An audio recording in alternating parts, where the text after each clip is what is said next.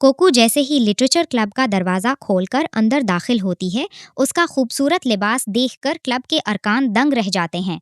वहाँ मौजूद लड़की उसे देखकर हैरत से कहती है, वाओ, तुमने कितना खूबसूरत लिबास पहना हुआ है। तुम बिल्कुल एक परी जैसी लग रही हो। क्लब का सदर, जो ऐनक पहने एक फाइल थामे बैठा होता है, जल्दी से आगे बढ़ता है और कहता है, ठीक है मंगके, तुम आखिरकार यहाँ पहुँच गईं। जल्दी से स्क्रिप्ट और मुआहिदे एग्रीमेंट के साथ मिस्टर बीमिंग से मिलने जाओ।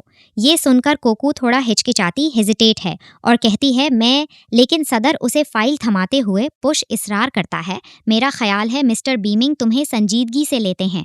बेहतर यही है कि तुम खुद ये मुज़ाकरात करो। तुम यकीनन ये नहीं चाहोगी कि हमारी अब तक की सारी मेहनत ज़ाया हो जाए।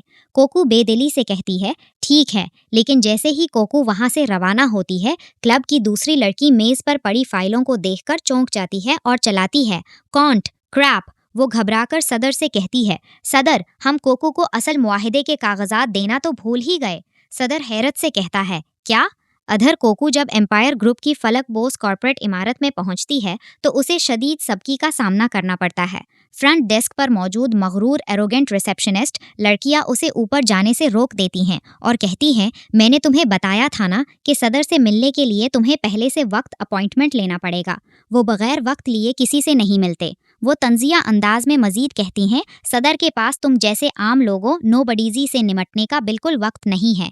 कोकू को सदर की वो बात याद आने लगती है जो उसने चलते वक्त कही थी, ये मुआहिदा मुअख्खर नहीं किया जा सकता। तुम्हें आज ही मिस्टर बीमिंग से बात करनी होगी। कोकू हिम्मत हारने के बजाय उन मगरूर मुलाजमीन से आजजाना लहजे में इल्तिजा करती है, क्या आप प्लीज़ मिस्टर बीमिंग को दोबारा कॉल कर सकती हैं? मैं यहाँ फिल्म की सरमायाकारी मूवी इन्वेस्टमेंट के सिलसिले में बात करने आई हूँ। लेकिन वो लड़कियाँ उसकी बात सुनकर तंज़ो मज़ाह सरकास्टिक पर उतर आती हैं। सुनहरी बालों वाली लड़की तंजिया मुस्कुराहट के साथ कहती है, तुम यकीनन कोई स्टूडेंट हो। क्या तुम इस छोटी उम्र में मर्दों को अपने जाल में फंसाने की कोशिश कर रही हो? तुम यहाँ किसी फिल्मी सरमायाकारी की रट लगा रही हो, लेकिन मुझे डर है कि तुम सिर्फ अपना जिस्म बेचने आई हो। दूसरी लड़की बात को आगे बढ़ाते हुए कहती है, हमारे सदर ने हर किस्म की खूबसूरत औरतें देख रखी हैं। वो तुम्हारी सोच से भी बहुत आगे की चीज़ हैं। उनकी ये घुटिया और तौहीन आमेज बातें सुनकर कोकू का चेहरा गुस्से से लाल हो जाता है और वो तलमुलाकर कहती है, तुम लोग। तभी अचानक लिफ्ट का दरवाज़ा एक ज़ोरदार डिंग डिंग की आवाज़ के साथ पहली मंजिल 1F पर खुलता है। लिफ्ट से मिस्टर बीमिंग का खास असिस्टेंट मिस्टर ई यांग बाहर निकलता है। वो कोकू के पास आकर इंतहाई एहतराम से कहता है, मिस्टर मंके, सदर ने मुझे खुद नीचे आकर आपको लेने के लिए कहा है। वो मजीद कहता है, अगली बार जब आप आएं तो आप VIP लिफ्ट के जरिए सीधी 28वीं मंजिल पर आ सकती हैं। ये सुनकर फ्रंट डेस्क पर खड़ी लड़कियों के पैरों तले से ज़मीन निकल जाती है। वो दोनों शदीद हैरत और खौफ के झटके से गूंगी हो जाती हैं और सोचती हैं, सदर ने मिस्टर ई यांग को खुद किसी का इस्तकबाल करने के लिए नीचे भेजा है। क्या ये औरत वाकई CEO की? उनकी हैरत अभी ख़त्म नहीं हुई थी कि मिस्टर ई यांग उनकी तरफ मुड़ता है और इंतहाई सख्त और रोबदार लहजे में उन्हें हुक्म देता है, आइंदा के लिए उस नौजवान खातून को सदर से मिलने के लिए किसी अपॉइंटमेंट की ज़रूरत नहीं है। तुम बस उन्हें सीधा उनके ऑफिस ले जाया करो। वो दोनों लड़कियां खौफ से कांपते हुए और आजिज़ी से सर झुकाकर कहती है, जी सर। उसके बाद मिस्टर ई यांग इंतहाई एहतराम के साथ कोकू को अपने पीछे लेकर लिफ्ट की तरफ बढ़ता है, जबकि वो मगरूर लड़कियां पीछे खड़ी अपनी किस्मत को रो रही होती हैं। लिफ्ट का दरवाज़ा बंद होते ही वो तेज़ी से ऊपर की तरफ बढ़ने लगती है, जहां स्क्रीन पर मंजिलें तेज़ी से बदलती हैं। 8F से होते हुए चंद ही सेकंड्स में एक हल्की सी डिंग डिंग की आवाज़ के साथ लिफ्ट 28वीं मंजिल 28F पर पहुंचकर रुक जाती है। मिस्टर ई यांग इंतहाई एहतराम के साथ कोकू को लेकर बाहर निकलते हैं। वहां से गुजरते हुए कोकू की नज़र काउंटर पर बैठी एक संजीदा खातून पर पड़ती है जो कंप्यूटर पर काम कर रही होती है। कोकू उसे देखकर दिल ही दिल में सोचती है, मैं तो सोचती थी कि बड़े बड़े बासेस अपने इर्द गिर्द सिर्फ प्रोकशिश सेक्रेटरीज रखना पसंद करते हैं, लेकिन ये खातून तो वो देख सकती थी कि वो सेक्रेटरी इंतहाई काबिल और तजर्बाकार, केपेबल एंड एक्सपीरियंस्ड लग रही थी। मिस्टर ई यांग उसे लेकर मिस्टर बीमिंग के शानदार और वसी ऑफिस रूम में दाखिल होते हैं। वो कमरा एक बहुत ही पुरतईश लकड़ी के फर्श और शहर के दिलकश नज़ारे वाली एक बड़ी शीशे की दीवार से सजा हुआ था। सूफे के सामने रखी मेज़ पर चाय का एक गर्म बर्तन धुआं उड़ा रहा था और साथ ही कोकू का लाया हुआ स्क्रिप्ट का फोल्डर भी वही रखा हुआ था। मिस्टर बीमिंग के आने का इंतज़ार करते हुए कोकू उस बड़ी शीशे की विंडो के पास जाकर खड़ी हो जाती है। बाहर का मंजर इंतहाई हैरानकुन था, जहां से पूरा शहर, ऊंची इमारतें और नीचे खड़ी गाड़ियां बिल्कुल छोटी नजर आ रही थीं। कोकू शीशे पर अपना हाथ रखती है और मसहूर होकर सोचती है, तो डोंगलिंग शहर का नज़ारा इतनी बुलंदी से ऐसा लगता है वो अभी इस खूबसूरत मंजर में खोई हुई थी कि अचानक रात के अंधेरे की तरह एक मजबूत हाथ पीछे से उसकी नाजुक कमर के गिर्द लपट जाता है। कोकू एकदम चौंक उठती है और उसके मुंह से सिर्फ आह की आवाज़ निकलती है। मिस्टर बीमिंग ने उसे पीछे से अपनी बाहों के हिसार में ले लिया था। वो शीशे में कोकू के अक्स को देखते हुए दिल ही दिल में इतराफ़ करते हैं, ये औरत वाकई एक हकीकी सरप्राइज़ है। हर बार जब मैं उसे देखता हूँ, ये पिछली बार से भी ज़्यादा खूबसूरत नज़र आती है। जब मिस्टर बीमिंग कोकू को पीछे से अपनी बाहों में जकड़ते हैं, तो वो घबराकर कांपते हुए कहती है, सदर ने कहा था आप मुझसे मिलना चाहते हैं। मिस्टर बीमिंग उसकी घबराहट को देखकर एक मकाराना हंसी हिहेच हंसते हैं और उसके करीब अप्रोच आते हुए उसकी ठोड़ी को अपने हाथ से ऊपर उठाते हैं। वो गहरी और मखमूर नज़रों से उसकी तरफ देखते हुए सरगोशी करते हैं, चूंकि तुमने मुझसे मिलने के लिए खुद पहल की है, तो मुझे बहुत एहतियात के साथ तुम्हारा लुत्फ उठाना चाहिए। उनका ये अंदाज देखकर कोकू का दिल खौफ से बैठने लगता है और वो बुरी तरह डर कर सोचती है, क्या वो ये सब यहाँ करना चाहते हैं? कोको को इस तरह डरा हुआ देखकर मिस्टर बीमिंग के चेहरे पर एक तंजिया मुस्कुराहट आ जाती है और वो कहते हैं, ये कैसा तासुर है, मेरा वक्त बहुत कीमती है, क्या तुम चाहती हो कि मैं स्क्रिप्ट पढ़ूं या नहीं? ये सुनते ही कोको की जान में जान आती है और वो फौरन खुश होकर खुलते हुए चेहरे के साथ कहती है, बिल्कुल, क्यों नहीं। वो स्क्रिप्ट उनके सामने बढ़ाती है और बताती है, मैंने आपकी तजावीज़ के मुताबिक इसमें 2 नए मुनाजिर शामिल करने का कहा था। ये बहुत ज़्यादा वाज़ेह एक्सप्लिसिट तो नहीं होंगे, लेकिन ये यकीनन नाजरीन की तवज्जो अपनी तरफ खींच लेंगे। मिस्टर बीमिंग आराम से कुर्सी पर बैठकर स्क्रिप्ट को पढ़ने लगते हैं, जबकि कोको फाइल हाथ में थामे पास खड़ी बेसब्री से उनका रद्दे अमल देखने का इंतजार करती है। स्क्रिप्ट पढ़ते हुए मिस्टर बीमिंग के जहन में एक बार फिर गुज़िश्ता रात का वो रोमानवी मंजर घूम जाता है, जिससे उनके चेहरे पर एक गहरी और मानी खेज मुस्कुराहट फैल जाती है। आखिरकार वो एक झटके से स्क्रिप्ट को बंद क्लोज करते हैं और मुख्तसर जवाब देते हैं, बहुत अच्छा।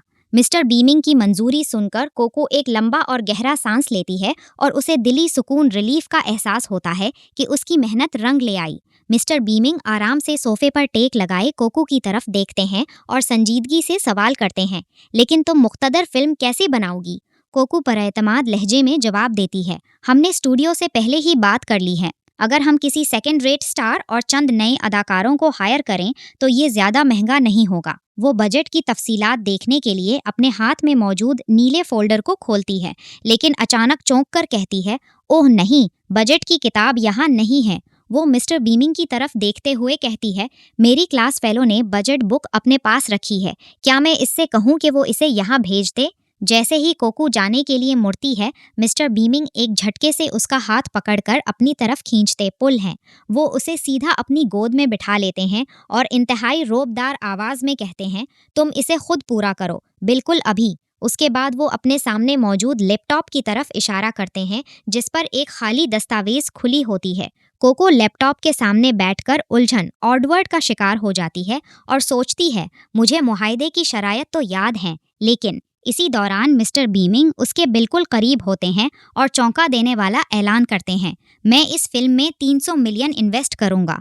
कोको हैरत से उनकी तरफ देखती है तो मिस्टर बीमिंग एक तंजिया मुस्कुराहट के साथ कहते हैं, मुझे तुम्हारे इस छोटे से चंद मिलियन डॉलर के प्रोजेक्ट में कोई दिलचस्पी नहीं है। एम्पायर ग्रुप जिस फिल्म में इन्वेस्ट करे वो सिर्फ चंद मिलियन की हो, क्या तुम मुझे मजाक का निशाना बनाना चाहती हो? वो कोको के मजीद करीब झुकते हैं और अपनी शर्त रखते हुए कहते हैं, तुम नांगोंग ली को यहाँ लाने की कोशिश करो। मैं चाहता हूँ कि वो इस फिल्म का हीरो, लीडिंग एक्टर बने। अभी कोको इस नई और बड़ी शर्त पर सोच ही रही होती है कि मिस्टर बीमिंग शरारत से उसके कान के पास झुकते हैं और वहाँ हल्का सा काटते, बाइट जेंटली हैं। कोको के मुंह से अचानक एक सुस्की निकलती है, आह। मिस्टर बीमिंग उसके सुर्ख होते चेहरे को गहरी नज़रों से देखते हैं और इंतहाई दिलकश लेकिन वार्निंग भरे लहजे में कहते हैं, इस सहर अंगेज रूप के साथ मेरे ऑफिस में मत बैठो। अगर तुम यहीं सब कुछ करवाना चाहती हो तो शौक से ऐसा करती रहो। मिस्टर बीमिंग की इस खुली फ्लर्टिंग और भारी इन्वेस्टमेंट ने कोको को एक नई उलझन में डाल दिया था। कोकू शर्म से लाल होते हुए मिस्टर बीमिंग को पीछे धकेलती पुश है और गुस्से से कहती है, आपको शर्म आनी चाहिए। मिस्टर बीमिंग उसकी उस मासूमाना नाराजगी पर हल्का सा मुस्कुराते हैं। कोकू फौरन बात को वापस फिल्म पर लाते हुए कहती है, नोंगोंग ली दुनिया के महंगे तरीन अदाकारों में से एक है, लेकिन 300 मिलियन की सरमायाकारी के साथ उसे फिल्म में लाना नामुमकिन नहीं है। वो मिस्टर बीमिंग की तरफ मुड़ती है और पूछती है, तो फिर मेरा क्लब यहाँ से कितना बोनस शेयर कर सकता है? मिस्टर बीमिंग उसकी ये बात सुनकर दिल ही दिल में सोचते हैं, ये लड़की भले ही ये ड्रिपूक हो, लेकिन अपनी एसोसिएशन के मफादात के लिए लड़ना कभी नहीं भूलती। वो उसके चेहरे के करीब झुकते हैं और अपनी शर्त बताते हैं, अगर तुम मुनाफा कमा लेती हो तो तुम्हें 10% रॉयल्टी मिलेगी, लेकिन अगर तुम नुकसान में रहीं तो तुम स्क्रिप्ट के पैसे भी खो बैठोगी। अब बताओ क्या ख्याल है? कोकू खुशी से सर हिलाती है और कहती है, डील पक्की। इसी वक्त पास रखी प्रिंटर मशीन से एक आवाज़ बज आती है और मुआहदे के कागजात कॉन्ट्रैक्ट प्रिंट होकर बाहर निकलते हैं। मिस्टर बीमिंग वो पेपर्स कोकू के सामने बढ़ाते पुश हुए कहते हैं, अपने क्लब की तरफ से यहाँ अपने दस्तखत करो। वो सोचते हैं कि सदर के मिजाज को जानते हुए वो इतने बड़े सुनहरी मौका और मुनाफा को कभी रद्द नहीं करेंगे। कोकू फौरन पेन उठाती है और कागज़ पर अपने दस्तखत MINGKE सबूत कर देती है, रसल। दस्तखत मुकम्मल होने के बाद मिस्टर बीमिंग अपने कार्ड होल्डर से अपना एक बिजनेस कार्ड निकालते टेक हैं, जिस पर बीमिंग ये एम्पायर ग्रुप लिखा होता है। वो कार्ड कोकू की तरफ बढ़ाते हुए कहते हैं, तुम्हें जिस किस्म के फंड्स की भी ज़रूरत हो उसे क्लेम करने के लिए बस अपना ID कार्ड फिनांस डिपार्टमेंट ले जाना। कोकू मिस्टर बीमिंग की रोमानवी गिरफ्त से थोड़ा पीछे हटती है और शर्माते हुए कहती है, मैं अब वापस चलती हूँ। वो जैसे ही जाने के लिए खड़ी स्टैंड होती है, मिस्टर बीमिंग उसके बिल्कुल करीब आ जाते हैं और एक गहरी नज़र के साथ कहते हैं, क्या तुम जाना चाहती हो? लेकिन मेरा दिल अभी नहीं भरा। कोकू मुस्कुराकर जवाब देती है, थैंक यू सर। वो अभी वापस मुड़ने ही वाली होती है कि मिस्टर बीमिंग अचानक उसे एक झटके से अपनी तरफ खींचते हैं। कोकू के हाथ से कागजात हुआ में उड़ जाते हैं और उसके मुंह से एक चीख आह निकलती है। मिस्टर बीमिंग उसे अपने करीब करते हुए गहरा प्यार करते हैं और कहते हैं, इन्वेस्टमेंट के बदले में पहले से थोड़ा सा सूद लेना ज्यादा तो नहीं है ना? कोकू का चेहरा शर्म से बिल्कुल सुर्ख हो जाता है और वो झटके से सोचती है, मैं ये क्या उल्टी सीधी चीज़ें सोचने लगी हूँ। वो दरअसल ये सब अपने जहन में तसव्वुर कर रही होती है। वो फौरन अपने ख्यालात को झटकती है और तेज़ी से 28वीं मंजिल 28F पर मौजूद लिफ्ट की तरफ भागती है। एक डिंग दुंग की आवाज़ के साथ लिफ्ट का दरवाज़ा खुलता है और वो अंदर चली जाती है। दूसरी तरफ मिस्टर बीमिंग पुरसुकून अंदाज में कदम बढ़ाते हुए अपने कैबिन से बाहर निकलते हैं। कोको नीले रंग का फोल्डर थामे तेज़ रफ्तारी से स्कूल वापस पहुंचने के लिए रवाना हो जाती है। जब कोको लिफ्ट की तरफ भाग रही होती है तो अचानक एक अजनबी से टकरा जाती है और उसके हाथ से मुआहदे के कागजात फर्श पर बिखर जाते हैं। कोको घबराकर नीचे झुकती है और कहती है, मेरा मुआहदा। वो अजनबी जिसने सफ़ेद कोट और हाथ में एक खूबसूरत घड़ी पहनी होती है, झुककर फर्श से कुछ कागजात उठा लेता है। वो इन कागजात पर लिखी तहरीर को पढ़ता है और हैरत से बड़बड़ाता है, फिल्म बनाना? वो ऐनक के पीछे से कोकू को संजीदगी से घूरते हुए कहता है, एम्पायर ग्रुप एक फिल्म में इन्वेस्ट कर रहा है, वो भी मुसन्निफीन के एक गुमनाम ग्रुप के साथ मिलकर।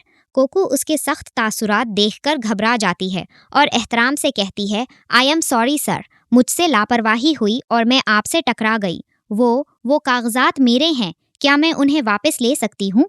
वो शख्स कोकू की बात का जवाब देने के बजाय उससे पूछता है, तुम्हारा नाम क्या है? कोकू थोड़ा नाखुश होते हुए जवाब देती है, मेरा नाम मंगे के है, मैं यीफी स्टूडियो यिफे इनबीन की मेंबर हूँ। सर प्लीज़ मेरी चीज़ें वापस कर दें, मुझे जाना है। ये सुनकर वो अजनबी अपना तारुफ करवाता है, मैं बीमिंग शुन हूँ, एम्पायर ग्रुप के फिनांस डिपार्टमेंट का डायरेक्टर।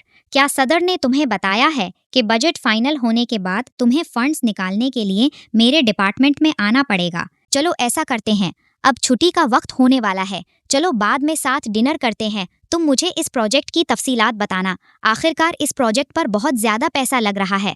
कोको कुछ देर हिचकिचाने के बाद सर हिलाती है और कहती है, ठीक है, मैं नीचे आपका इंतज़ार करूंगी। कोको जैसे ही लिफ्ट की तरफ जाती है, बीमिंग जून इसे पीछे से घूरते हुए मुस्कुराता है और दिल में कहता है, बीमिंग ये और ये लड़की दिलचस्प है। दूसरी तरफ मिस्टर बीमिंग अपने कैबिन में बैठे लैपटॉप पर काम कर रहे होते हैं कि अचानक क्लिक की आवाज़ के साथ दरवाज़ा खुलता है।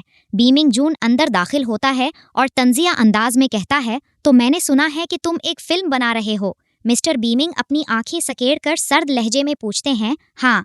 बीमिंग जून उनके सामने खड़ा होकर कहता है, तुम जानते हो कि हमारा ग्रुप ईस्ट जेलिंग सिटी में नॉन स्टॉप मैग्लियो रेलवे लाइन बनाने के लिए जेलिंग के नॉन गोंग खानदान के साथ ताउन कर रहा है। क्या तुम्हारे पास फिल्म तैयार करने का वक्त है? क्या तुम्हारे पास वाकई इस वक्त करने को कुछ नहीं है? मिस्टर बीमिंग बिल्कुल बेरुखी इंडिफरेंट से उसे देखते हैं। उस पर बीमिंग जून मकाराना मुस्कुराहट सिंपर के साथ कहता है, मैं अभी येफी स्टूडियो की उस क्यूटी से मिला और उसे डिनर पर बुलाया है। आखिरकार फिल्म और टेलीविजन इंडस्ट्री में हमारे ग्रुप की ये पहली एंट्री है। मुझे तफसीलात तो मालूम होनी चाहिए। बीमिंग जून सोफे पर पीछे टेक लगाते हुए मुस्कुराता है और कहता है, वो क्यूटी बहुत ही मासूम लगती है। मुझे ये तस्लीम करना पड़ेगा कि मैं ये जानने के लिए काफ़ी मुतजस्सिस हूँ कि इस तरह की लड़की के साथ मोहब्बत में गिरफ्तार होना कैसा लगता है। ये सुनते ही मिस्टर बीमिंग के हाथ लैपटॉप के कीबोर्ड पर रुक हाल्ट जाते हैं।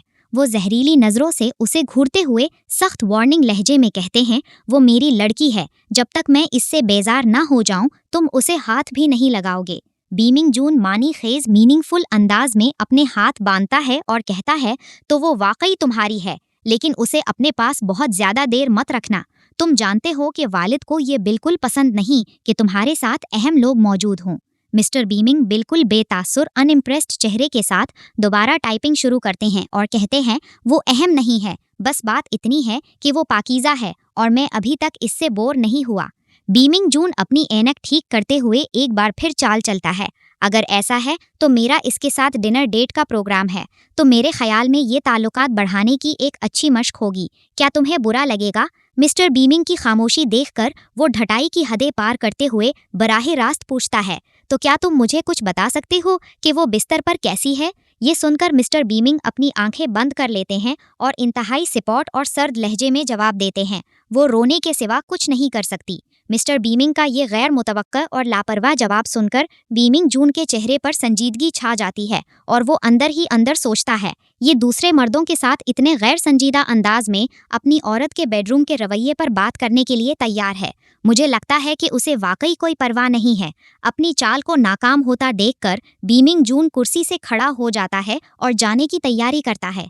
बीमिंग जून मुस्कुराते हुए मिस्टर बीमिंग की तरफ देखता है और अगला सवाल दागता है, क्या तुमने उस शख्स के बारे में कुछ सुना है जिसे वालिद ने तुम्हें ढूंढने के लिए कहा था? ये सुनते ही एक बार फिर मिस्टर बीमिंग के हाथ की बोर्ड पर रुक हॉल्ट जाते हैं। वो उसकी तरफ देखे बगैर सर्द और दो टोक लहजे में जवाब देते हैं, नहीं। बीमिंग जून दरवाजे की तरफ बढ़ता है और बाहर निकलते हुए तंजिया अंदाज में कहता है, ठीक है, मैं अब एक नौजवान हसीना के साथ डिनर करने जा रहा हूँ। उसके बाहर निकलते ही कमरे का दरवाज़ा एक हल्की सी आवाज़ क्लिक के साथ बंद हो जाता है। मिस्टर बीमिंग अपने होंठों से सिगरेट लगाते हैं और उसे जला लेते हैं। सिगरेट का धुआं हुआ में उड़ाते हुए वो गहरी सोच में डूब जाते हैं और दिल ही दिल में कहते हैं, इसका हौसला बढ़ता जा रहा है। वो दूसरे मर्द के साथ डिनर करने की हिम्मत कर रही है। इधर रात गहरी हो जाती है और शहर की रोशनियां चमकने लगती है। कोको अपने वादे के मुताबिक बीमिंग जून के साथ एक पुरतईश रेस्टोरेंट में डिनर पर बैठी होती है। बीमिंग जून वाइन का घूंट लेते हुए कोको की बातें सुन रहा होता है। कोको अपनी फाइल संभाले मुस्कुराते हुए कहती है, तो ये है सूरत हाल। वो प्रोजेक्ट की तफसीलात बताते हुए कहती है, तो क्लब यहाँ से इतनी रॉयल्टी शेयर कर सकता है। वो दोनों अभी बात कर ही रहे होते हैं कि अचानक मेज पर रखे कोको के फोन पर एक तेज आवाज डिंग होती है और स्क्रीन पर एक एसएमएस चमक उठता है। मैसेज की आवाज सुनते ही कोको हैरत से कहती है, हाँ। वो अपना फोन हाथ में उठाती है और स्क्रीन पर नजर डालती है। मैसेज किसी नामालूम नंबर अननोन नंबर से आया था, लेकिन उसकी तहरीर देखते ही कोको के चेहरे का रंग उड़ जाता है और उसकी आंखें हैरत से खुली की खुली रह जाती हैं। स्क्रीन पर लिखा था, ऑफिस में मेरा इंतजार करो, हम आज रात वापस एम्पायर गार्डन जाएंगे। ये पढ़कर कोको बुरी तरह चौंक उठती है और दिल ही दिल में घबराकर सोचती है, क्या ये। वो फौरन समझ जाती है कि ये मिस्टर बीमिंग का ही मैसेज है, जो उसके डिनर डेट पर जाने से बिल्कुल खुश नहीं है।